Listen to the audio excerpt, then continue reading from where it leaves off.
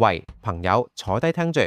好多人覺得年紀大咗，高血壓係自然嚟，其實同血管彈性同血管垃圾堆積有好大關係，個過程潛伏好耐㗎。今日 Uncle 王話，你知成件事點發生啦？首先，血管本身應該係橡皮管，咁有彈性先可以緩衝血壓波動。但而家好多人中意食鹹嘢、炸嘢，又唔運動，血管壁就會積埋啲脂肪、膽固醇，呢啲就係血管垃圾。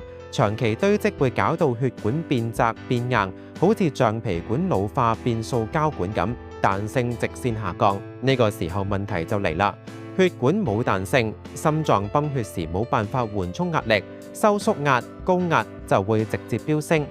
而且血管窄咗，血流阻力大，心臟要更出力先泵到血，血壓自然越嚟越高。仲有個惡性循環。高血壓會進一步搞壞血管內皮，令垃圾更容易積埋。血管彈性越差，血壓就越高，惡性循環冇得停。好多人初期冇感覺，但血管已經喺默默受傷。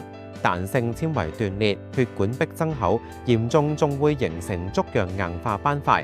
等到頭暈、頭痛先發覺，可能血管已經硬到似水管，想救都要花多啲功夫。Uncle 汪提提你，少啲食高鹽高脂嘢，多啲行下，唔好俾垃圾黐實血管。定期監測血壓，早啲護住血管彈性，先至唔使驚高血壓埋身。想知點樣清血管垃圾、護彈性？Uncle 汪有嘢幫到你，歡迎留言查詢，唔使客氣㗎。